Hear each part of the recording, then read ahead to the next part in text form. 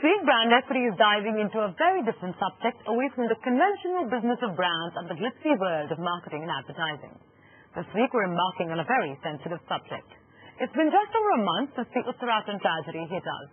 Over 1 lakh pilgrims were stranded, close to 6,000 people pronounced dead, and Kedarnath, one of India's finest and possibly largest religious shrines, still remains inaccessible.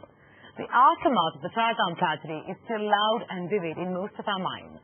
While mainstream media may have moved on to the next big story and people at large moved on with their lives, brand equity decided to revisit this very unfortunate incident and ask some pertinent questions.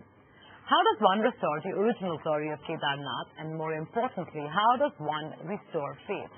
How will the state of Uttarakhand deal with this crisis, and what's the plan to rebuild the faith, the religious shrine, more importantly, restore confidence amongst its people and among the millions of devotees of Kedarnath? Well, we decided to flag this episode off by speaking to the Chief Minister of Uttarakhand, Vijay Bahuguna, to get just those answers. Listen in. Thank you so much for joining us, Mr. Bahuguna. Truly a pleasure to have you on the show. It's nice meeting you. I understand that these are really testing times for you. A lot has happened. A lot has been spoken of. A lot of accusations have been made. You cannot deny that with a natural calamity of this size and this magnitude, however one looks at it, at some level, the seeds of fear have been sown amongst pilgrims who visit, in one of India's most finest, largest religious shrines. In your capacity as Chief Minister, how do you think you are looking to, at some level, remove this fear in the long term? Calamity of this magnitude has certainly pushed the state back. The Uttarakhand identity is the Char Dham. We had a review meeting with the administration. By the 30th of September, we have been assured, and I shall ensure it, that the pilgrims can go to Badrinath, Gangotri and Yamunotri.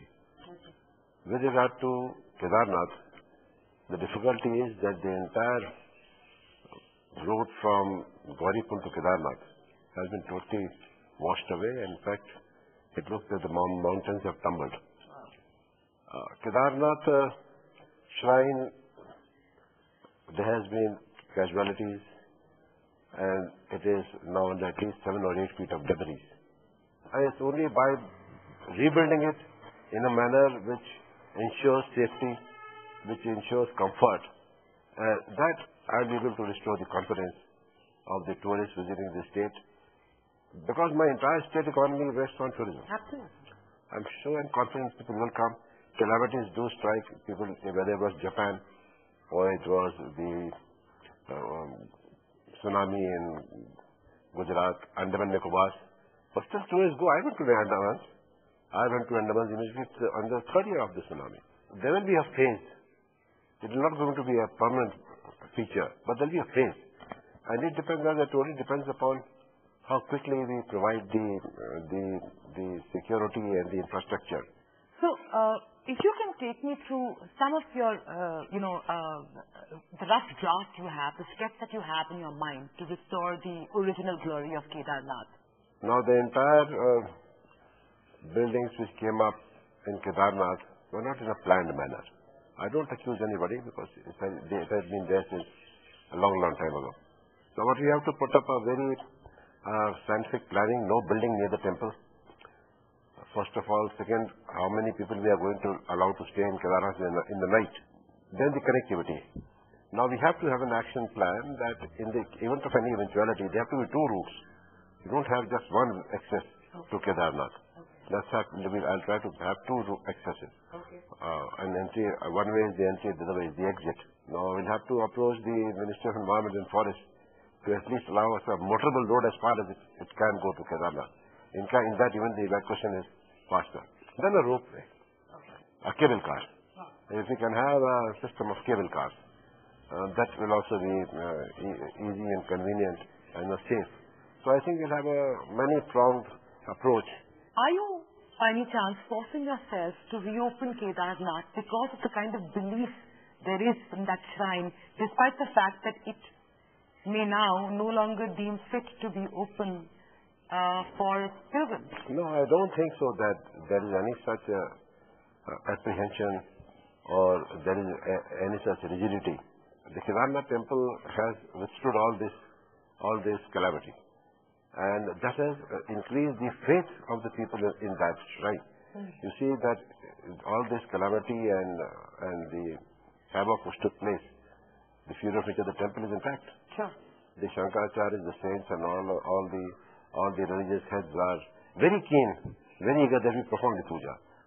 Maybe that nobody can go there, but at least the puja can start in the temple by the temple committee members. In a way, you're saying that this somehow increases the whole mystique of Kedarnath. You have put it better. Pilgrimages in the ancient days was that you have to go through hardship before you meet God, right? Given the fact that you're looking at an absolutely modernized, contemporary, view and look of how to approach Kedarnath, are you saying you're going to take away the entire hardship? You see, I have been to a number of holy places in the world. Right. This concept, this thought now is I don't think very practical, or for our modern times, we should be so rigid about it. It is a feeling which matters, with the commitment which you are going. If you are going to a place of sanctity, you must go with that thought, with that commitment, not just for a picnic. Did you ever think that this property, this religious shrine that sits in your state, was something that required protection, that required nurturing, or has it only come to the fore after the disaster? Issues were being raised with regard to the Char Dhams, all the temples. Right. So one of the issues which was coming about was whether how to ensure that the connectivity is not snapped. Yeah. That was an issue that was coming. But the Kedarnath, you see, was one of the safest places. In the last 100 years or 200 years, there has never been an incident where Kedarnath was subject to the fury of nature.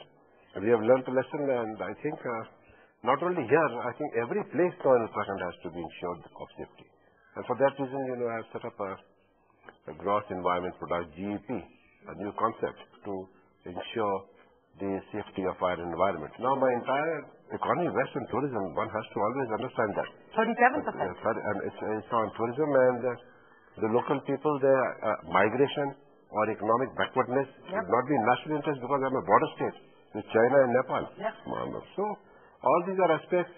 That's why I've been seriously advocating now, and I shall pursue it with the Prime Minister, that we have a Himalayan Development Authority, in which all the chief ministers are taken on board, the Prime Minister heads it. Absolutely. And then we have a very comprehensive policy for the entire Himalayan belt. I have one hypothetical question to ask you. Hypothetical.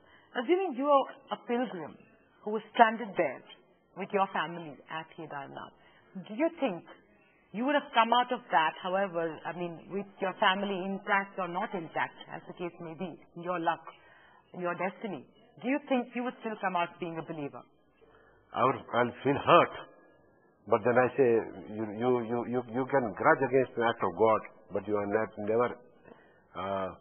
You don't take a position that you don't believe God. Thank you so much for your time, Mr. Baruguna, and thank you so much for speaking to ET Now. Thank you very much for your concern to the state.